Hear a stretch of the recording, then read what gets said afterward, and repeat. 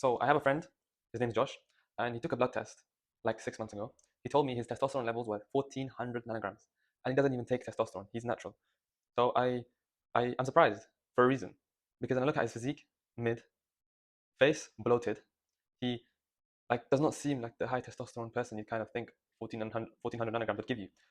But he doesn't have any of the symptoms or the benefits of the high testosterone. He told me this. He said, "Bro, I have 1400 nanograms of test, and I literally don't feel like I have high testosterone. Is testosterone just a scam? Is this all just a lie?" And I was thinking to myself, I wonder why he's like this. So I then looked at the blood test, and when I saw the results, his testosterone was 1400 nanograms, which is very high. Naturally as well, it's pretty rare. And then I look at his free testosterone levels and his SHBG levels. And then I understand why he is the way he is and looks the way he is and why he doesn't have the benefits that he wants. So the reason why is because his free test was very low and his SHBG and albumin were very high. And what free test basically is that it's a testosterone that's actually used by your body. So you have your total testosterone, which is all the testosterone you have in your body that's been produced by your adrenals and your testes. This is what it's all the testosterone in your body. Then you have free testosterone, and this is the testosterone. It's usually like 2% of your total testosterone. This is the testosterone that is actually used by your body that goes to your cells in your muscles, in your bones, and changes them and activates certain genes in order to make you put on more muscle and to get stronger bones and to grow facial hair and to change the way you think and think more like a man. So that's what free testosterone does. And if you have very low free testosterone, you basically don't have high testosterone. You won't feel the benefits of any of the testosterone you have in your body. And what his SHBG was, which was very high, SHBG and albumin, they were both high in his result.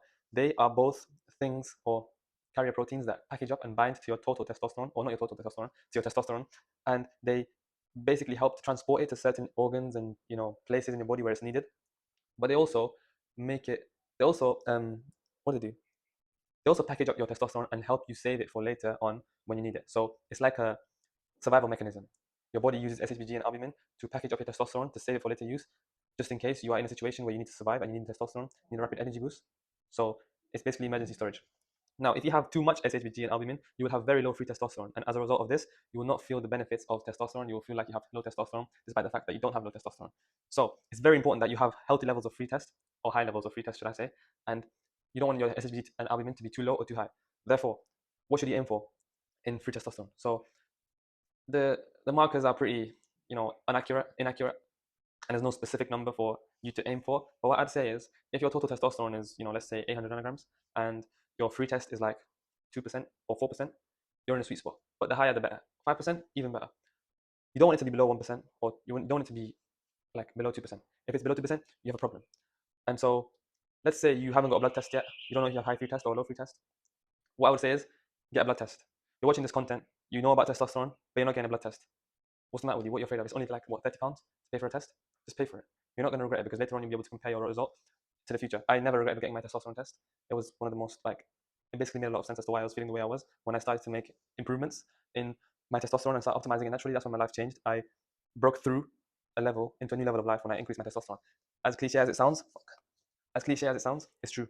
Testosterone is one of the most important things for a man. The most important thing for a man. It makes a man a man. Need I say more? So how do you actually increase free testosterone and lower albumin and SHBG? Well, first of all, you want to be getting an adequate amount of insulin release in your body. For those of you who are on strict keto diets or carnivore, or you're just not eating enough food in general, or you're just not eating enough carbs, you're gonna have an issue with having free test. You're gonna have an issue with your free testosterone. So you want to be eating enough carbohydrates, enough. I don't know what to say in what that's supposed to mean, enough sugar, but don't severely stop eating sugar or stop eating fruits.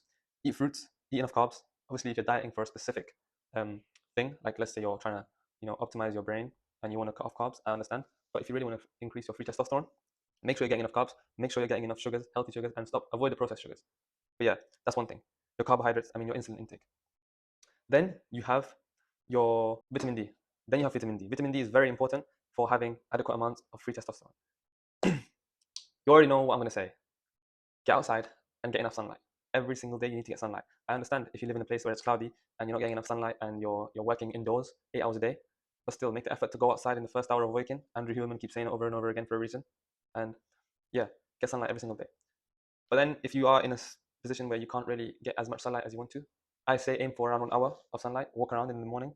It will clear your mind and ground you for the day. It's so important. So get sunlight every single morning. If you can't, I say experiment with vitamin D supplements. Obviously, if you have darker skin, if you have more melanin in your skin, you will need more sunlight and more outdoor time to compensate for the melanin, because melanin blocks UV rays. So if you do have darker skin and you live in a country where it's not from your origin, and you live, let's say, like you migrated to America and you're from Africa, you will need a lot more vitamin D than your environment will give you, because your evolution, your biology is optimized for the place you're from. So African Americans really struggle with vitamin D deficiencies because of the melanin in their skin. So if you are in that specific situation, go and experiment with 10,000 IU per day, because when you supplement with vitamin D, the excess that you have will just be secreted or excreted by your body. So you're not going to really overdose unless you're taking 60,000 IU a day, which you're probably not going to do, hopefully. Next thing, you want to be the next thing, which is not talked about in order to increase your free testosterone, is boron. Boron is this metal or mineral. Is it mineral? I don't even know. That is very helpful in reducing SHBG and increasing or freeing up your testosterone. Why? I don't know the specific science behind it, but there's been data showing that countries with more boron in the soil have been correlated with high testosterone in the population. So yeah, to take boron supplements, eat fruits like dates and avocados because they have high boron, percentage inside of them. Yeah, so boron is important. Then you have then you want to also have or make sure you have a low body fat percentage. So what I would say you should aim for is below 15%. If you're above 15% body fat, what the fuck are you doing? Stop being so fat. It's disgusting. And it's not like the essence of a man to be fat is just, what the fuck? How can you be fat? But above 15%, I'd say go aim for. And stop eating so much, just stop eating so much American food, because it's just made to make you fat. And yeah, you know what to do in fat loss. Just move more, eat less dense calorie food, and eat more protein, more protein dense food, and just do some intermittent fasting, and you'll be fine. And keep on doing that. I've also noticed a few people have spoke to me and have said that they eat like 1900 calories, but but their metabolism is so shit.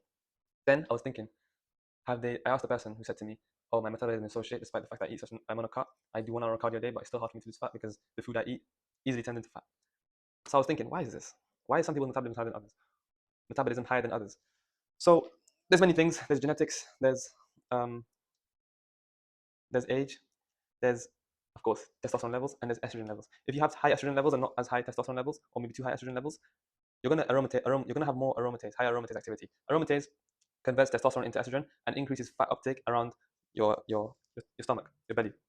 So if you have too high estrogen or too high or not enough testosterone, then you're going to have an issue with aromatase and fat intake. And the final thing to increase your free testosterone is to get enough protein every single day in your meals. Protein is one of the best things to have in every single meal, because you can do the same workouts, the same steps.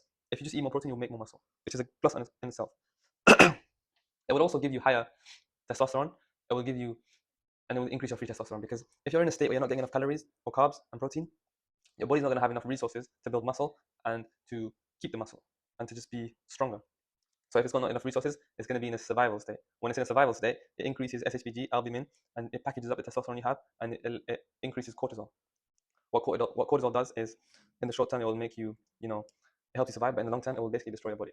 So you want to be getting enough protein and stop being so stressed. Lower your cortisol and stay away from stressful situations. Quit your stressful job. And yeah, so that's what I would say you should do if you have a low free test. And free test is basically the most important testosterone you have. It's the only thing that actually does what testosterone does. So yeah, that's how you increase your free testosterone. And I hope you enjoyed this video, and I'll see you in the next one. Goodbye.